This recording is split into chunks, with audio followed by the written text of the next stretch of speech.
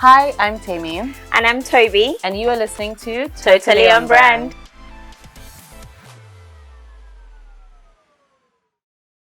Hi everyone, welcome to another episode of Totally on Brand. Today we are going to be delving into a topic that I know everyone can relate to. It's about burnout, hating your job, just being so disengaged. But for the listeners who aren't watching, I would also like to say that Tobi stole my clothes today. I was about to, before you started, you have been saying, guys, let me tell you how this happened. This girl was going to wear this dye-lab outfit. Gorgeous. It's really nice, the top and the bottom, and she looked cuter than me. And, as per firstborn, never really having competition, I thought this is my moment to behave like a bratty sister. And I was like, I think I want that top. So she gave me her top, and here I am, looking cute. No, but guys, she's rocking it. She's rocking it. She's I legit actually stole. So if you look if you watch this episode, you see that Temi is wearing the pants, and I'm wearing the top. And but first child energy. By the way, I'm also a first child, but I just wanted to let you guys know what is going on. But I think I behave more like a little sister than you do. I'm not sure. You think so? No, Tobi, you're like everyone's big sister. You think so? Yes. I don't know. I'm tired of being that role. But yeah, I did borrow I'll take your clothes. Like, I love clothes. So if you look cute, I'm either going to change. You do look cute. Or I'm going to, if you look cuter than me. I'm either going to change. I'm going to collect the one you're wearing. Well, you know what? We look as cute as each other. Let's just leave it that way. So clothes theft aside, today we are going to be talking about hating your job. We've some of us have been there. Some of us are heading there. Some of us are always there. Always, I'm always there. I thought that I was going to be all fun and roses and just counting my money. Do you know what it is? I feel like we all say this thing about adulting. And maybe it's a cop-out, but I feel like we're always all saying, no one told us, no one told us, no one told us. Like me, my resentment levels for work are always at an all-time high. I'm not sure how everyone else feels. Like, I love my job. Well, maybe we can call it a love-hate, but I always go through heavy resentment periods. And I'm not even ashamed to say it. Sometimes I tell my staff as well, like, the same way you're feeling like bleh, it's the same way I'm feeling bleh. So who's going to motivate who? Who is going to motivate who? Is the actual question. I don't know. Because we all have that, well, not we all have, but the people who have experienced burnouts, sometimes it feels like a slump, right? You can't really explain what is causing it. But, you and I, we like information and we like facts, we like figures, we like to know the science behind it. So what do you think is the theory behind the workplace slump? So when we're going to talk about this, remember we had said we needed to find some little facts and figures here and there. So we'll share this link with you, but I want to go quickly to another theory that was presented by Academic to Innovate HR. And what they've done very easily is actually write 8 common causes. No. They started by, yes. 8 common causes and also the signs to look out for when people are dissatisfied. So the 8 common causes are lack of appreciation, being or feeling underpaid, inadequate management, limited career growth prospects, lack of training and development options, workplace relationships, work-life balance, and the job isn't interesting or meaningful. So let's even talk about lack of appreciation. Yeah. So I feel like, just like the article says, it says human beings have an inherent longing to feel appreciated in both our professional and personal lives. Now, this makes sense on so many levels because you want to be appreciated professionally. You're doing a good job. You're doing your best. Maybe your boss or your manager or whoever is in charge of your department is not appreciating the work that you are doing. So it can feel like you're just like a hamster on a wheel. You're working, nobody's appreciating you.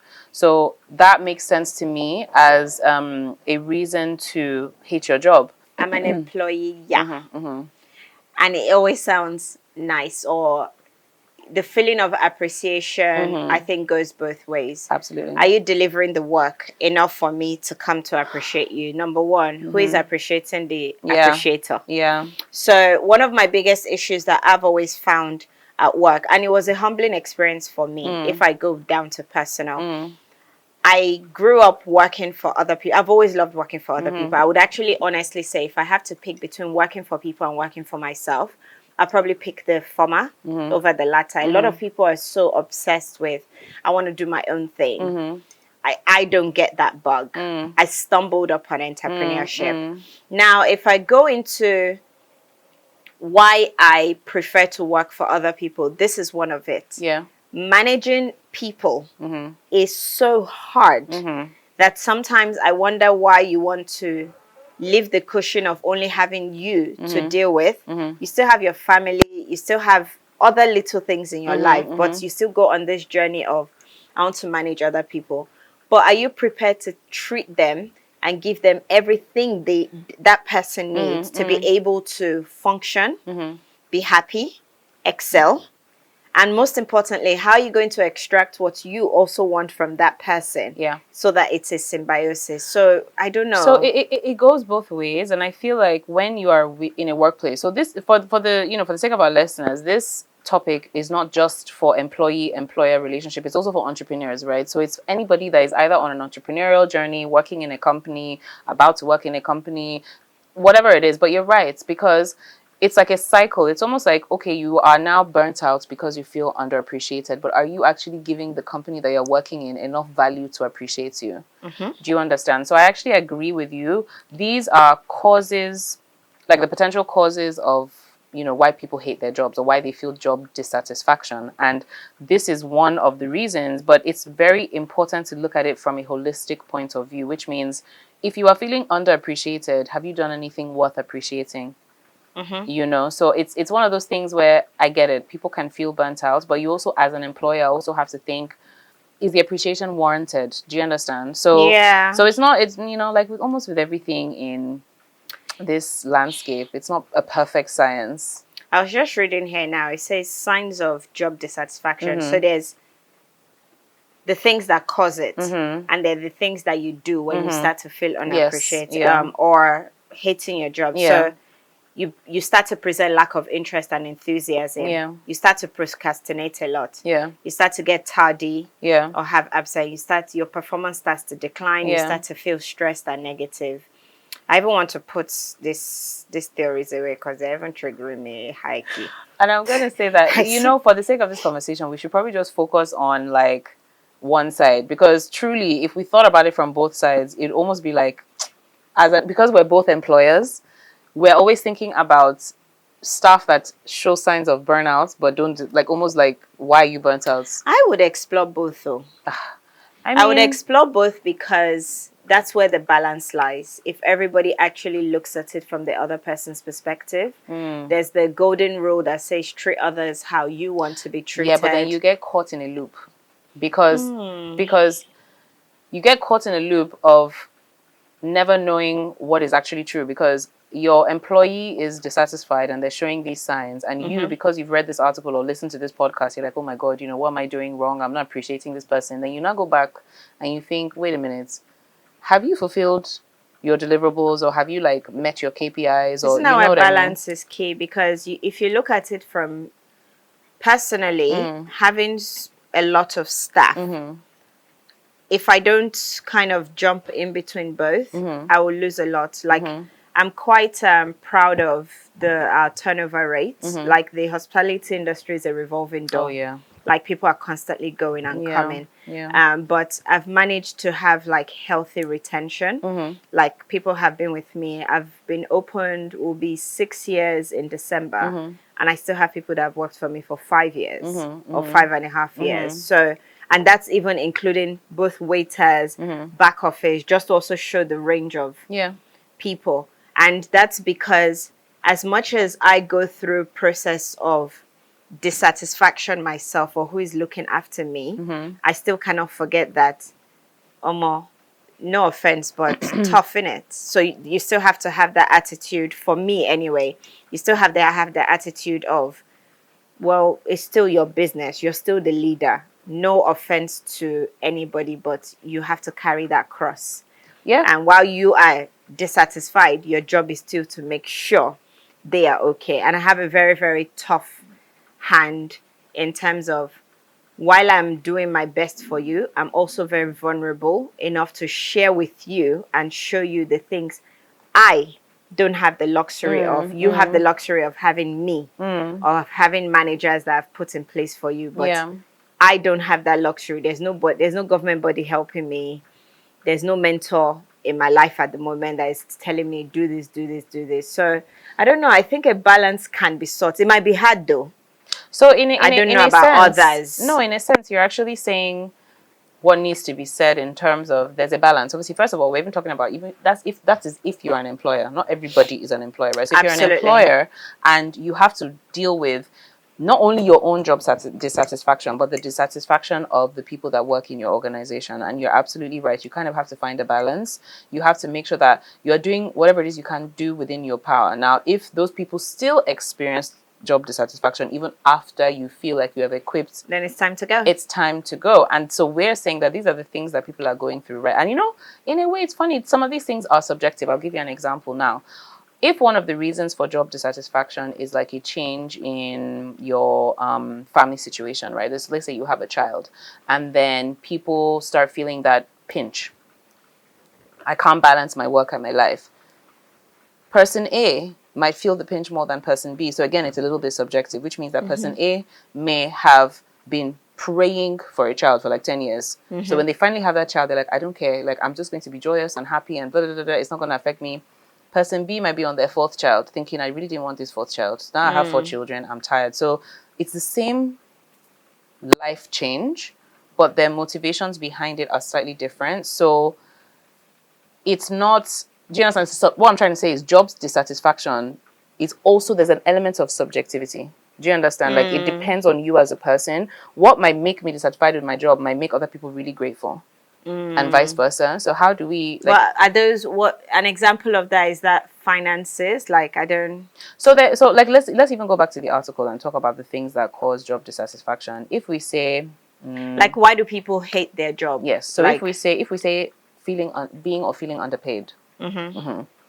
that is also subjective, because it's almost like, what is your benchmark for being underpaid? Are you comparing to your peers in your industry? Are you comparing to peers in a different industry? Are you comparing to like your expense? You know what I mean? Like, you are looking at your expenses and you're thinking, I should be making more.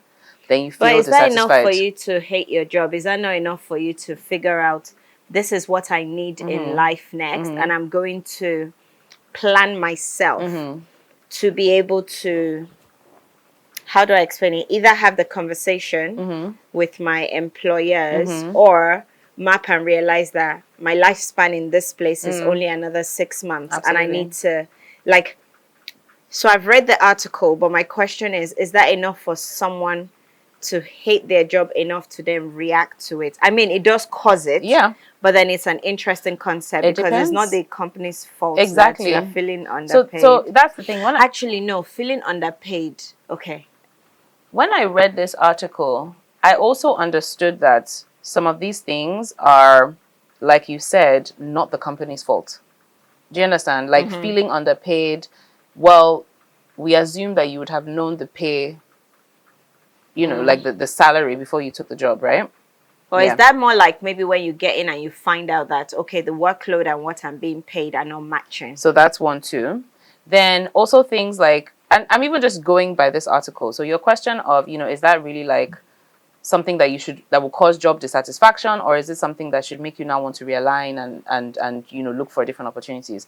I believe that everyone is different, right? So some people might just be like, I'm underpaid, and immediately just start like feeling dissatisfied, start exhibiting all these things, coming late, underperforming, Whereas another person might actually say, if this is not serving me, let me go and look for another opportunity, or let me even go and have a conversation with my manager.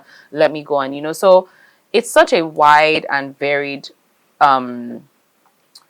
situation, because people get dissatisfied for any number of reasons, but some people might get dissatisfied quicker than others. So that's even something I find interesting, is that what does it take to make you so dissatisfied with your job that you then start to like disengage? Yeah. For me, I remember when we were thinking through this, we had also like asked ourselves some key questions to ask. So if we put the article aside now, we actually ask ourselves like, what do I think? For me, in the past, obviously now the things that make me hate my job are completely different to what used to make me hate my job. In terms of when I was an employee, the reasons of why I hated my job were very different to why I hate my job now that I'm an employer. Yeah. When I was an employee, it was little things like the work environment. If it's toxic, I mean, I have a few people who come, and with every conversation of, how are you? It's, there's this person at my work. They're doing this. I don't like my manager.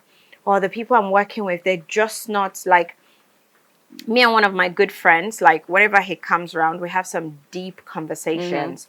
And when he speaks about his work people, I find it so scary because I'm thinking, why is it so difficult for you guys to come together to achieve one goal? And that already is one big reason why he's looking to quit as we speak right now. Like the level of job dissatisfaction is so high. He has never complained about his pay. He has never complained about the workload. In fact, he's so overworked, but we constantly say how happy he is to take on the workload. I don't, sorry, I'm laughing because I'm actually processing it. That I look at him and I'm like, I wish I could work with you or you could work with me, because I don't understand how it's the people in your work environment that makes it so horrible that you hate your job to that extent. Then you come to another person that you're speaking to and it's literally the money. Like, what I'm getting out of this is a bit too much for me and I can't stand it. For me personally, when I was working for people, the things I hated were, my work environment was very toxic. There was a girl that she worked there before. So when I worked in England, I don't want to mention the company or something because I still have a lot of people who follow me and they will definitely put two and two together. There were two layers of it. The first company I worked for, it was, I wouldn't even say it was racist, but it was uncomfortable that I would be working, and when the head office or the owner of the company is coming from the States to visit, my shift will be changed. Or they would like actually like bring the white people in and they would be the one to do the walkthroughs, even though it was my job. And I had to have several conversations with the regional manager to say, this is, I'm not stupid. I can see what's happening here. So that made me start to resent something I really liked. In another job, what used to bother me was I was hired over a girl who was in the company that wanted to be promoted. And unfortunately, she's the only one that knew the company inside out. So she was the only one that's supposed to train me. Temi, when I tell you that my first week, I would go and ask her questions and she would be like, I'm not answering your questions. If they knew you were, you were good for the job, or if like, why did they hire? Exactly. So why are you asking me? And she would say it to my face. I respected her. I gave her props for being brave enough, because I don't like passive aggression. I don't like undercut. Whereas I like the fact that she looks me dead in the eye and is like, I'm not helping you. I would call a meeting with everyone and she'll refuse to come to the conference room and she's like, you're not the manager of me. Like, I do not know, once again, why you are hired. Like, eventually, the company had to pick between one of us. It was uncomfortable. I would actually, I'm not big on crying, or I'm not the most emotional person in the workplace, but this got to me. Like, I would actually go to the bathroom and cry. And I hated the job. So I started off on the wrong foot with that job, and I could only last less than 2 years because my experience was really off. That's even a long time. From the very beginning. I like challenges. That's so a long time. I'll push and see how far I can go. That's a long time. So those were my own reasons. Money has never been a reason that I have hated work. Me too. Personally, because I don't practically, I've not gotten to a point where I'm chasing just money. The money is not the main motivation. For me, there's a purpose-driven aspect. I'm trying to think of the situation, of any situation that I've had where I hate my job. And obviously, hate is being used in quite a loose form for the, for this podcast. But there are certain elements of burnout that I'm feeling right now with my current job, but I'm also thinking about it in the sense of maybe like even with different like clients or different like places I've worked. Question for you, because what you just said is so interesting to me. I would say I worked for 12 years and I've been an entrepreneur for 5-6 years. So there's a big gap, actually maybe even shorter, because while I started entrepreneur I was still working. Have you worked for long, or did you dive straight into entrepreneurship? Because I wonder if that makes a bigger of a difference. So I worked in other organizations for about 6 years before heading, I won't say diving, but I headed towards entrepreneurship, but I still had jobs on the side. I would say full time, I've been an entrepreneur for 10 years. That's a long time. It is. I'm just thinking about how it's our 10-year anniversary this year. But yeah, like, so I've been a full-time entrepreneur for 10 years, but because of the nature of my work, working with clients almost feels like I'm working for someone. Like, it feels like I'm working within their organization. It feels like I'm dealing with their own, you also feel like it's a bit different, though. It's different for you know, I can go home and I'm dealing with my own books, I'm dealing with my own team, I'm dealing with my own processes, but there's an element of this client can cause me to hate my job, right? So it's not even just like my job in its entirety. It's that depending on which client I'm working with at that time, I can start to feel signs of dissatisfaction. So an example I would give you is the same one you said about like the culture in the workplace. Because we tend to have clients for periods of time, you know, on retainer for months or years, you then assimilate into their company culture. If it's not like your own company culture, like let's say you have somebody that just hates you. And you know, this is something that isn't talked about enough. Sometimes when you get into an organization, people just don't like you. That is so strange. They don't like you. With somebody else? Listen, either it's jealousy, either it's their own inherent like bias, or you're overperforming when they're underperforming. I don't know, but I've experienced this enough times, and I've spoken to people who have experienced this enough times to know that there's nothing unique about it. Somebody just doesn't like you in the workplace. They hate you, and then they make your life miserable. And in doing so, either you are strong enough to be like, you don't define my success in this organization, or it gets to you. And you start feeling like someone, like, how can somebody tell you that? Oh, yeah. Tell me straight to like my straight face. Up, like. She's like, if they hired you, then you should know what you're doing. And if it wasn't you, Tobi, it could have been worse. That person could have been, you know, affected really deeply. So it's interesting. Like, I definitely have felt like, you know, signs of dissatisfaction on and off for the past like what decade. else would you say and I also feel like a region matters as well. I find that I don't want to make this about Nigeria or Lagos and stuff, because I've worked in England. So England was where I did 12 years of like actually like employment. And then moving to Nigeria, I worked for a company for 3 years that I'm still working in before I then stumbled upon entrepreneurship. And I would say that the culture here is completely and like utterly, it can be toxic. Like people legit, like, I don't even understand how to explain what's the workplace. Only now that we're getting into a space where we're now having organizational culture. Like, I'm big on all of those little things. But a lot of people here don't like their job. I've only met a few people that actually look me in the eye and say, I like my job. And I'm like, not sure that I've met anyone. No. That's what I mean. Like, maybe I have like 1 or 2 people that have ever said it. And thinking about it as well, I'm actually scared, because I wonder if those 2 people who have mentioned that have also been sort of entrepreneurs as opposed to actual employees. Which actually brings a data element of thinking, does that mean a lot of us are not equipped to actually manage people as employees? And that is a scary thought to me, because surely before we go and set up businesses and set up things, we should know how to manage. God forgive me, I actually don't like working for the older generation. They're too controlling. There are only a few, obviously. I don't want to be too biased, but there are only a few older people that I have enjoyed working for. And I think that also influences a lot of how I process being an employer. But my question is, how come a lot of people don't like their job? And like, is there also a generational shift that also makes that uncomfortable? I really don't want us to talk about Gen Z versus Gen X and all of that here as well. But I wonder if that also plays a big part in how we process that? Yeah. So that's a really interesting question, because I remember the first job, not the first job, like, again, I'm not going to mention any names, but I remember a job I had when I moved back to Lagos, and it was very important for me to work in an environment and in a company before trying to even attempt entrepreneurship, especially because it was a different market and industry and environment that I was used to from when I was working in the States.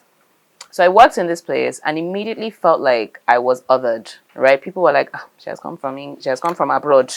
This one has now come and start telling us what to do. And then they literally shut you out. So then you now have to find creative ways of, and obviously this is something that works, that office politics. You have to find creative ways of winning them over to your side.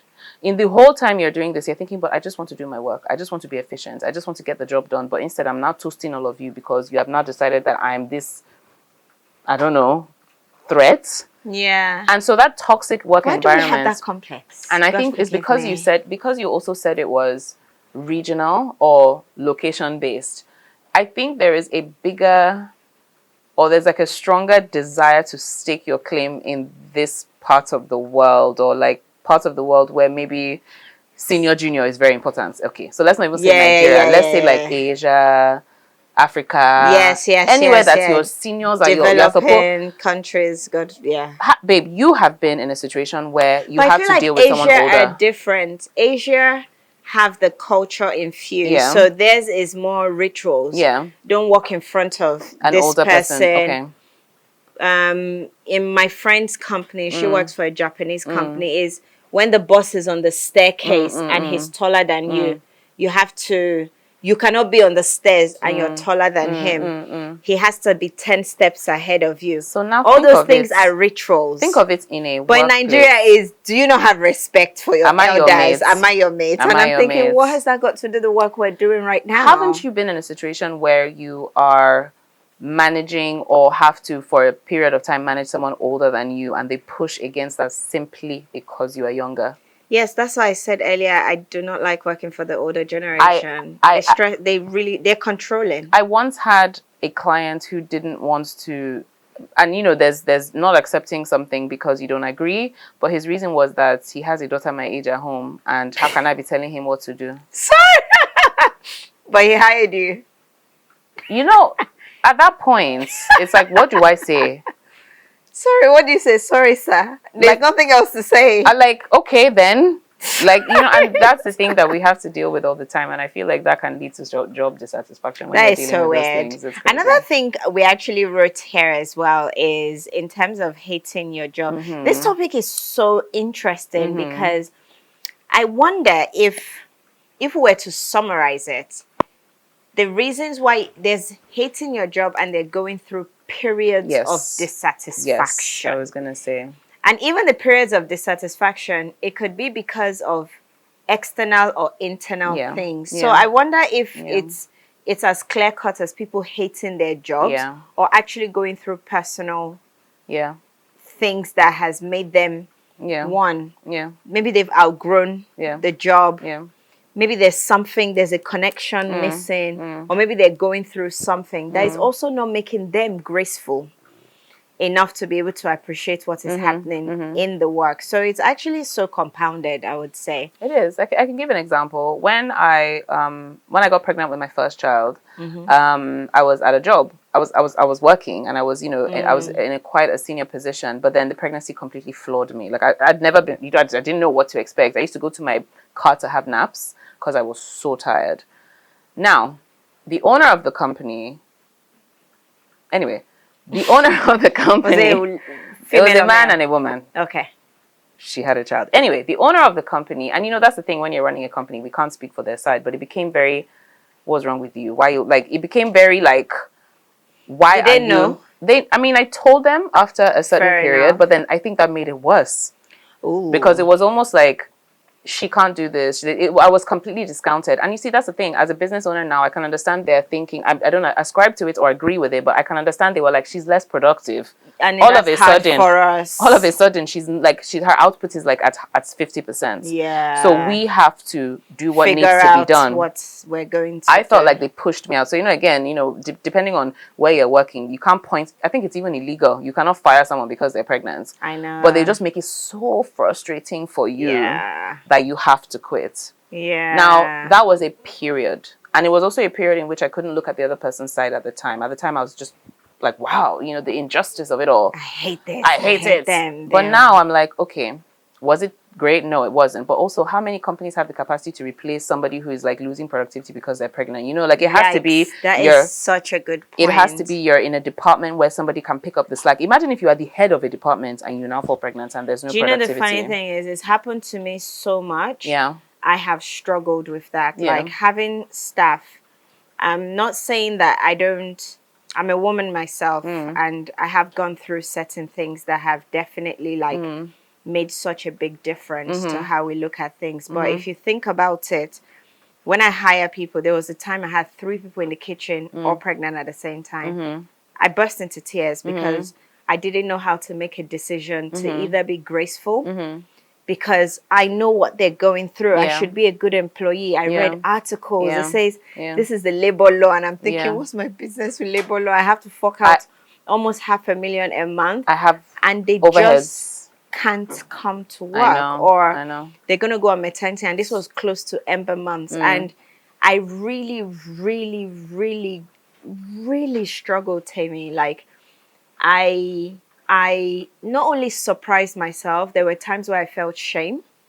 There were times where I felt like I was the one now bringing injustice to the table, because I had to start having conversations behind their back with HR to start saying, okay, what are we going to do? Yeah, what's the plan? They're not productive. Do I let them go? Do I pay severance? And it was, I really struggled to make those decisions. And, I'm not going to lie. And think about it from their perspective. So that person is going home thinking, I'm dissatisfied with my job because, it's not my fault that my body is doing this thing. And, I'm doing my best, but there's a physical, repercussion. And now my company is almost making it seem like I'm not valuable. I've done something wrong. Yeah. So there are 2 sides to it. But this is one of the reasons. I have one more example. There was a lady who worked for me. Hers really, that was where I realized I had grown. So after that first encounter of my first 2 years of having 3 people in my kitchen pregnant at the same time, it's weird because my chef came and he said he doesn't want to hire women anymore. I had to put him on suspension but then he's looking at me like, do you not know why I'm saying this? But that utterance and shouting at them, I had to discipline it. Then there's a lady who had gone on 3 maternity leaves. With me, she had babies back to back because her husband was not really happy with the fact that I don't think he enjoyed her working. He wanted her home, whereas she enjoyed her job. So every opportunity he has, he's impregnating her. God. Back to back. Then what I now had to do eventually was pay her nannies. I paid, so she would leave home with her kids, but I had to pay a nanny to look after her kids so she can focus on work. Eventually, we did that well for 2 years. Eventually, she still dropped productivity because she was now pregnant for the 4th time. And this time, no offense, I'm now dissatisfied. I'm now going through what I never signed up for. So it was time to say, I'm not doing it again. So her final year in our company was really horrible. She hated her job, I could tell, because we're now applying pressure and saying, you're pregnant again? And she's looking at us like, yes, I am. And I'm looking at her like, darling, you can't keep throwing us off. So that was when I knew I had grown, but I'd also put my foot down. But then someone like that will go away and say I hated my job. And there's really not much I can do about that. Now that you say this, I always think about the stories that some entrepreneurs tell about how they got to where they are. And always it's a question, or it's a story of, I hated where I was, so I pivoted. right? So like where I wasn't serving me, so I decided to just pivot and do something else I loved. And there are a lot of like stories about pivots, like maybe like 50% of all the brands we know started That's as one true. thing. A lot of entrepreneurs actually left. They left pivot. Exactly. So do you Yeah. think that hating your job can be good and actually like force you into a different direction? Absolutely, I think it can, but yes, let me not say but, because oh god, Kev is always saying I should not answer questions and say but. I should answer the question, then share the other side. I think it's actually a good driver and measure for some people. Now, the question I have for that situation, if you've ever been in this situation, please share with us. The question I have for people who have gone through that is, did you hate your job, or did you always have it in you to do something else? And your time, you had got to a point where it was now time for you to move and do that thing, as opposed to tying it into, I hate this, so I want to do this. Yes. So that's a question I would love to ask people. But I think it's such a good driver. For me, that was not the case. I actually liked my job. I was very happy in Baloch. We were doing so many great contracts.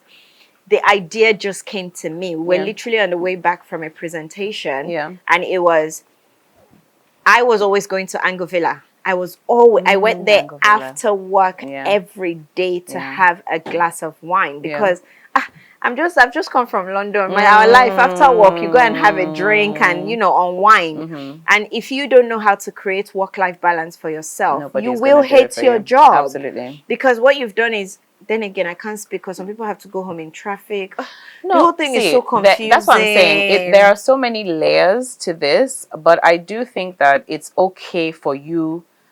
That's another thing that our listeners may be thinking about. It's okay for you to hate your job and not pivot. It's okay for you to, do you understand? Like you said, you didn't necessarily, it wasn't like a huge, oh, I hate this, so I'm going to do that. And you also mentioned seasons. I still work there. Exactly. I was not leaving. Like, in fact, I started begging my boss that, look, because I want to do this, does not mean I'm leaving here. He was the one that kept telling me, you can't do both. And I'm like, why not? Why not? Why not? And eventually we found a way around it. But that also probably because I cared. But the job was stressful. It was cumbersome. It was not perfect. But hatred never came to me. I guess, I don't know, maybe it's also my way of being challenged. So my pivot was not because from one thing to another thing. So I wonder if people say they pivot or they do something else because they hate one thing, or is it because it was always in them to do something? I actually think they say it because it makes sense from a storytelling perspective. But I actually think that anybody that pivoted to, like, maybe this is you and then you pivot this way, like it's like 180. That thing was in you before. You can't just wake up and say, because I hate working in an oil and gas company, I'm not going to start selling clothes. Like, you must already have had that passion. Fair. That's but what then I because think. It didn't work here, you're like, okay, fine, I don't like this situation, I don't like this, I don't like time. It's time for me to now pursue my dreams, and it's time for me to now find a new passion. And you know what I mean? Because I also didn't like pivot from, I've been in the same industry from the minute I graduated from uni. Like, it's been consistent marketing, branding, strategy, but there have been seasons of hatred, there have been seasons of difficulty, there have been seasons of dissatisfaction. Like I mentioned, starting a family, it's really hard for you to adapt and adjust and find the balance. But it's never been I hate it so much that I'm going to leave the industry directly. You know what I mean? And currently, I'm actually in a phase of dissatisfaction, I would say, but not to the point where I think I'm going to like leave. I just have to figure out what's the root cause of that dissatisfaction. To be honest, if you even hate you're like, that root cause is so key, because if you don't dig into it, if you're someone who has a tendency to hate your job a lot, or feel that strong emotion towards employability, I think you would actually struggle with having your own thing. Because there's passion and there's responsibility. Oh yeah. We talked about this. The things I have experienced, like in one of our notes here, we talked about how like drastic personal changes can even make you dislike something. For me, loss was such a huge life-changing thing. I resented my staff for at least 5 to 6 months after I lost my child.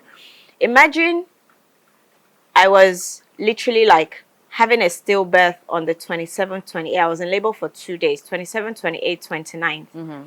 Like, I was going through stuff, but it was also end of the month payday. Oh my God. I don't even talk about this enough because it is one of the most surreal things I think anybody should have to go through. But there's no other process for me to process payroll. I have to actually go there physically and hit approve, because this is over 20 M in overheads. I can't just let anybody delegate. Else. I've not done that. I have accountants and stuff, yes, but I have to check through things. And literally on the bed pushing a baby, it was still saying send payroll, because I can't delay people's work. Now, if I sit back and I think I hate my job because this company or this employer has done this to me, if I go off and do my own thing, there's a potential that you might hate it even more, because I hated being in that position. I resented my employees so much because they didn't do anything to me, but I just hated that I have to look after you when I'm going through this. Looking after. Yes. 8 weeks after that, I'm guiding you guys. Like, this tax man has come. This generator is not working. As much as they don't want to message you, they do message you and say, oh, ma, we need 800K to buy 1,000 diesel thing. And I'm like, why are you messaging me? But and nobody knows what to do. And it's extremely surreal. It was really horrible. It's extremely surreal. So I don't even know how one. So that means maybe with the emotion you feel in the workplace, it actually transitions and changes as things like move. I'm not sure. It's so interesting. No, I think it does. And then, things happen unexpectedly. That's another thing that is really difficult to process as a business owner. Even as somebody who works in a business, but as a business owner, it's very difficult to process that anything can happen at any time and your responsibilities will remain. There's very little that can happen that you suddenly are just like absolved of all your responsibilities. If you own a business, you have to do things that are really difficult. Like you're in the hospital. You're in the hospital and you have to do something because the success of your business or like whatever the process is, they rely on you, and you're there thinking, why am I the one that has to do this? Why does it have to fall on me? Then I can understand the resentment, because you're almost like, I need looking after. Why am I the one looking after you? How do we get into a process of, like, a lot of us coming out of this one man? I don't even think I run a one man business, but there's still a heavy dependence on me.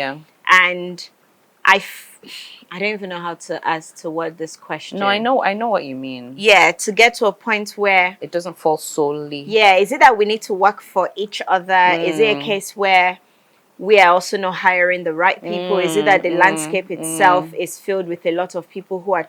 I think Nigeria has too many entrepreneurs. Yes. God forgive me. And but everybody wants to start something. From the beginning. Just right out of... It stresses me, So how does one even navigate the dissatisfaction that comes from people pivoting, not understanding the responsibility of what this takes? All of us kind of trying to be our own boss, as opposed to having all of us kind of rally around each other and create compounded companies. It's good that you say that, because that is something that has been on my mind for the last 3 years.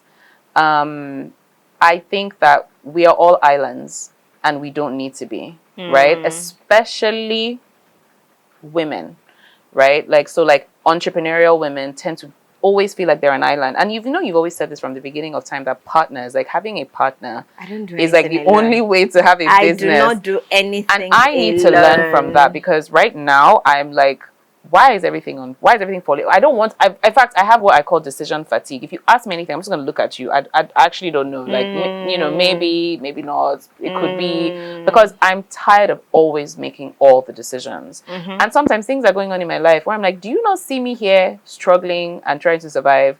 But I have people who depend on me, and their families depend on me, and their families depend on me. So it's very difficult. And I think that we need to get into the habit of relying on other people a bit more. We also need to get into the habit of being collaborative. Again, we were talking about location-based, region-based. Nigerians can gatekeep. They don't like to share stuff. They don't like to share resources. They don't like to share ideas. They just feel like, let me control my own little like island and not like have like any competition or anything like that. So that's part of it. That's part of the problem. But that's so interesting. So right now, are you in a phase where are you dissatisfied with anything right now? Do you enjoy your job, or how are you feeling? I would like a situation where I had a partner. I think I've been seeking this out for like the past year. I've been trying to hire, or even now I'm trying to collaborate, or maybe even like, you know, when you join, like what's it called, what's making two you companies unhappy come. at work? Being like, feeling like I'm the sole decision maker, and not even sole decision maker in that, okay, if you're the boss, you have to make the final decision, but even the strategic decision leading to the final decision. I feel like I don't have enough of a support system to talk at like a high level. Number two, the economy. I know it sounds really cliche, but the economy is really tough. It's like not. It's really bad. It's especially tough on my business because companies are not like, why am I spending money on an intangible? It's not a low hang. It's not a fruit that they're ready to pluck right now. It's not even a priority. Yeah. So it's difficult. The economy is hard. I'm also at a stage in my life where it still boils down to the economy, right? Because I tend to think about the amount of work I have and the rewards. Like, so like ironically, your pay, right? You start to think that, oh, if I'd stayed in the States, or if I'd stayed in the UK, I'd be making 10 times as much and probably working a bit less. So it's that reframing. You know, I think I'm coming out of it. I think I'm getting to a place where I'm like, I know I have in fact, there's a solution to this, but don't worry. But that's where I currently am. What about you? Me, at this moment, I'm always in a state of love-hate with my work. One, there's just too many people to manage. That's probably one of my biggest. And I'm in the service industry, direct, instant gratification. So if I don't treat my employees a certain way or give them certain tools, they cannot pass that on. So when everyone goes on and say, oh, the house is a great place, XYZ, there's a reason. It's because I'm constantly like I feel like I'm constantly toeing the ground to find ways to keep fixing things. That's number one. Number two, no one predicted me for the high volume of things I have to do per day. So from transactions to maintaining a cash flow to managing people, like it's such a huge production. Like with 180 people, you're no longer a small company. Yeah. You're practically a medium to a large enterprise. Yeah. So that really gives me, I sleep and wake up with anxiety. There's no relaxing for me. My clients don't sleep. We close at 2 a.m. We're back open the next day. When we shut at 2 a.m., we're still counting or calculating what we used the day before to replenish it for the day after. Our company also increases the will for impulse buying. So you can't predict. Someone can come right now and say, can I book for 80 people? Are you going to say no? It's the randomness of it. It's so random. It's very random. It's just so intense. And I just wished I had something that was a little bit more slow paced, that I could think, process.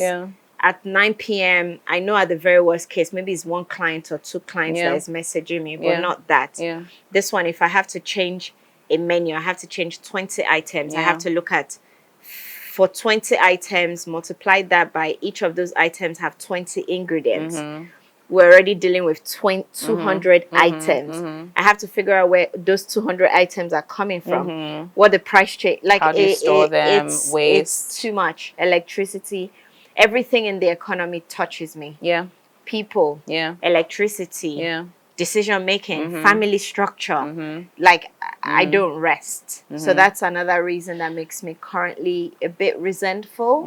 What else would I say is, but apart from that, if I was to give the other side, I am quite satisfied and I get a high from how many people's lives we touch per day. When I hear those data, I'm like, you're a bad bitch. You're a bad bitch. Like it's a tough one. So yeah, it's give and take. Yeah. I mean, that's such a good way of putting it, because I feel like people listening would think, oh, I'm feeling what you're feeling, but then they're maybe afraid to congratulate themselves. So I think that it's very important to congratulate yourself on the wins. No, I'm that girl. So you need to appreciate that. Look, listen, if you own a business, doesn't matter what you're doing, you're making an impact, right? You're doing something for people, you're providing a service, you're providing a product, people like it, people don't like it, whatever. You're doing something that is making an impact. the things that cause you to be dissatisfied are going to be there. They can go up, they can go down. It's like a cycle. Then add to that life, now lives, you know. It's as small as you have a flat tire today to some family members, you know, like it's anything can happen at any moment. It's not just about the things that cause dissatisfaction. It's like, how do you deal with it? How do you rally? Are there even resources to like help you deal with that, like job dissatisfaction? And I think, you know, there's a lot to think about here. What do you think people can do? Because obviously it's always good to give people like some real practical tools. What do you think people can do to manage the phase of I hate my job? And honestly, I'm not even saying here if you hate your job, don't leave. Leave. But remember, like, just ask yourself, is it a complete hatred? Or is it a dissatisfaction phase? For now. That is just going through. And some places might just not be worth your time. Some places the work might be too much for what you're getting paid. And are you having the right conversations? Are you able to note down? I'm a writer. Temi to write everything down. Like, are you able to write what is making you dissatisfied so that you can attack it or find solutions to it? So, you know, Tobi, one of the reasons we wanted to do this podcast was we wanted to have a conversation with each other, but also with people like listening that were real. You just said it. Like, when you start feeling dissatisfaction, you actually need to talk to someone. It could be your colleague, it could be your manager, could be your spouse, could be your partner, could be your friend. You need to talk to someone because that person can have a perspective that you don't have. Then it's also good to write it down, like you said. Then you start thinking, okay, how can I fix this dissatisfaction? Is it because of pay? How do I get more pay? Is it because of a toxic work environment? Leave that toxic work environment. Is it because of a family thing? Okay, how am I going to like put systems in place? Do I need to rally everyone together and say, okay, look, I don't have a work-life balance. I need a nanny. Okay, you help me with an agent. Okay, you know, like you need to start putting things together. And then if at the end of that, you now realize that, okay, I still hate my job, then you have to leave. Like, so what I'm saying is don't just go from, I'm so upset, so I'm leaving. You have to go through that process of, have I spoken to someone? Have I written it down? Have I, you know? And then at the end of the day, remember, you are here, you're on this earth for a, you know, number of years. You really don't want to stay in a situation that you as an adult, right, have decided is no longer serving you. Right. So I think for me, that's it. But like talking to people is very important. Listening to resources like this podcast, like reading books, reading articles, just really being honest and open with yourself. Like that's the only way. And to remind people as well, honestly, like do not think doing your own thing or changing work makes the job more enjoyable. Sometimes it could be worse. Sometimes it could be better. But don't sacrifice responsibility or the level of responsibility you're about to go for just because I don't even know, man. I don't even know what I'm saying again. No, I know what you're saying. I don't know how to describe it. If you leave, it doesn't mean that it's going to be like, ooh, magical, perfect, everything has changed. You might go from from the fire to the puppy, the pot to the fire. You might actually go into a worse situation. But my point is you need to be able to... Or a better one. It could be anything. But my point is you need to be able to identify these things as they're happening. And then also, this is just a quick takeaway, also be able to identify if you are the problem. Because sometimes you are the problem. That's so true. Sometimes you are the problem. You have gone from job to job to job to job to job. Every time... I don't like people like that. Every time your manager is giving you the same feedback, you are the problem, my guy. That's actually a good point. That's a good point. So just be self-aware. Do you actually hate your job? If you hate your job or you have been in a situation where you really cannot navigate a difficult dissatisfaction period, like write to us. Like I actually want to dissect what you're feeling. Like I would love to hear your stories and actually see how we can help you navigate it because this is such a subjective. Temi had mentioned it's very subjective. So obviously, these are our own opinions. So it'd be good to actually hear your stories about what you have gone through and how you have navigated it. So you're either sharing solutions with us or sharing the problems with us and letting us see how we can help you navigate it.